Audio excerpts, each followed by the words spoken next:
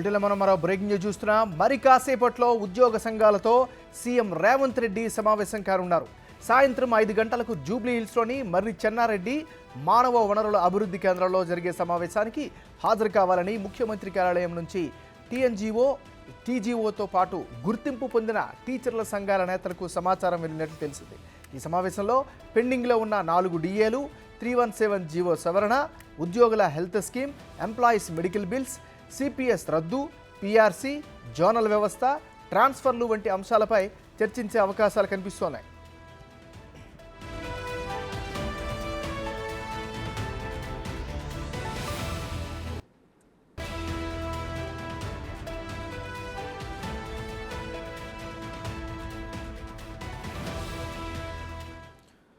బులెటిన్లో breaking news చూస్తున్నా. మరి కాసేపట్లో ఉద్యోగ సంఘాలతో తెలంగాణ ముఖ్యమంత్రి రేవంత్ రెడ్డి సమావేశం కానున్నారు. ఇక ఇదే అంశానికి సంబంధించి మరింత తాజా సమాచారం అందించేందుకు మా రిపోర్టర్ వెంకట్ లైవ్లో సిద్ధంగా ఉన్నారు. వెంకట్, చెప్పండి, సమావేశ ఎజెండా ఏంటి, ప్రధానమైనటువంటి అంశాలు ఏమిటి?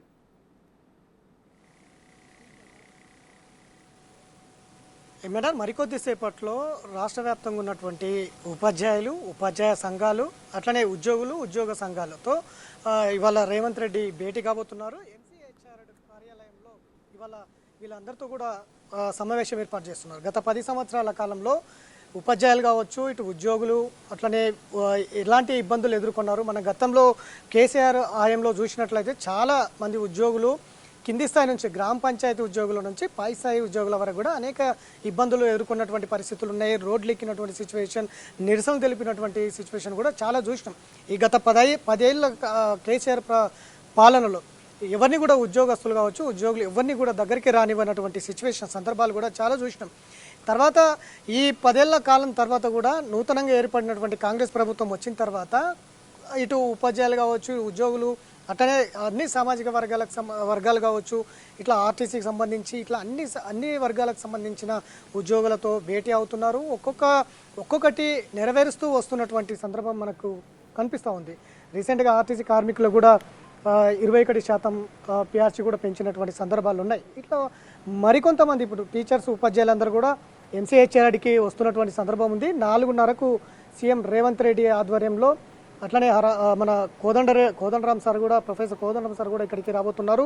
ముఖ్య నేతలంట ఏదైతే ప్రభుత్వ రికగ్నైజ్డ్ సంస్థలు ఏవైతే ఉన్నాయో, ఉద్యోగ సంఘాలు కావచ్చు, ఇటు ఎన్జిఓ, టీఎన్జిఓ సంఘాలు, ఇవన్నీ కూడా రికగ్నైజ్డ్ ఏవైతే ఉన్నాయో వాటి అందరూ కూడా ఇప్పటికే ఇన్ఫర్మేషన్ ఇచ్చారు. ఇవాళ సమావేశం ఉంటుంది, అందరు రావాలి. నెలకొన్న సమస్యలు ఏవైతే సమస్యలు ఉన్నాయో, ఇటు ఉపాధ్యాయులు కావచ్చు, మిగతా అంశాలలో సమస్యలు ఏవైతే ఉన్నాయో వాటి మీద చర్చించేందుకైతే ముఖ్యమంత్రి వీళ్ళందరితో చర్చించడానికి సిద్ధపడుతుండటంతో ఎంప్లాయీస్ ఏ విధంగా ఫీల్ అవుతున్నారు, వాళ్ళ యొక్క రెస్పాన్స్ ఏమిటి? వాస్తవానికి గత 10 ఏళ్ల కాలంలో కూడా చాలామంది ఎంప్లాయీస్ అందరూ కూడా అనేక ఇబ్బందులు ఎదుర్కొన్నటువంటి పరిస్థితి ఉంది. ఇప్పటికీ అందులో నెలకొన్నటువంటి పరిస్థితులు కావచ్చు, మిగతా అంశాలు మనం ఒకసారి ఎంసీహెచ్ఆర్ చూసుకోవచ్చు. చాలామంది నేతలైతే ఇటు ఉపాధ్యాయులు, ఉద్యోగులు అందరూ కూడా వస్తున్నటువంటి సందర్భం ఉంది. మరికొద్దిసేపట్లో ముఖ్యమంత్రి రేవంత్ రెడ్డి కూడా ఇక్కడికి రాబోతున్నారు. మనతో కొంతమంది ఉద్యోగులు ఉన్నారు. సార్, చెప్పండి, ఏంటి ఎలాంటి సమస్యలను లేవనెత్తుతున్నారు? నా పేరు చక్రవర్తుల శ్రీనివాస్, రాష్ట్ర భాషోపాధ్యాయ సంస్థ తెలంగాణ స్టేట్ ప్రెసిడెంట్గా ఉన్నాను. ముఖ్యంగా మేము భాషా పండితులం. గత 10 ఏళ్లుగా మా సమస్య అపరిష్కృతంగానే ఉండడం వల్ల భాషా పండితుల పదోన్నతి, హై స్కూల్లో పనిచేస్తూ తక్కువ వేతనంతో పనిచేస్తున్నందుకు గాను మేము ఈ సమస్యని ప్రధానంగా తీసుకొని వచ్చాం. అదేవిధంగా టెట్ ఇవాళ పదోన్నతులకు కంపల్సరీ అయింది కాబట్టి ఈ టెట్లో కూడా ప్రధానంగా భాషా పండితులకు సంబంధించిన ఏదైతే బోధిస్తారో అదే అంశాన్ని పరీక్ష నిర్వహించాలని కూడా మేము ముఖ్యమంత్రి గారి దృష్టికి తీసుకువెళ్ళాలనుకుంటున్నాం. అదే భాష ప్రొఫెసర్ రియాజ్ గారు కూడా ఉన్నారు. ఎలాంటి అంశాలు ఇవాళ ముఖ్యమంత్రి దృష్టికి తీసుకోబోతున్నారు? ఎలాంటి సమస్యలు ఉన్నాయి? ఉద్యోగులు కావచ్చు, ఉద్యోగస్తుల సమస్యలు కావచ్చు, అన్ని అంశాలు. సరే, ఏంటి ప్రధాన ఎజెండా ఏముండబోతుంది? అంటే ప్రధానంగా ఒక రాష్ట్రాన్ని నడిపించడంలో ప్రభుత్వ ఉద్యోగులే ఇరుసులాగా పనిచేస్తూ ఉంటారు కోసం ఈ నేపథ్యంలో ప్రభుత్వ ఉద్యోగులకు సంబంధించిన ఇష్యూస్ మీద డిస్కస్ చేయడం కోసం కానీ, అట్లాగే ప్రధానంగా రేపు రాబోయే కాలంలో ఏ చర్యలు తీసుకుంటే ఇక్కడ వ్యవస్థలో మనం ఒక నిర్మాణాత్మకమైన విషయాలను చేపట్టే అవకాశం ఉంటుందనే విషయం మీద ఒక అభిప్రాయాల కోసము, తర్వాత అట్లాగే ఉద్యోగుల సమస్యలను చర్చించడం కోసం ఒక డెమోక్రటిక్ వాతావరణంలో ఈ చర్చల కోసం ముఖ్యమంత్రి ఆహ్వానించారు. బహుశా ఇట్లాంటి ప్రయత్నాలు చేయడం అనేది కాంగ్రెస్ ప్రభుత్వానికి మాత్రం సాధ్యం.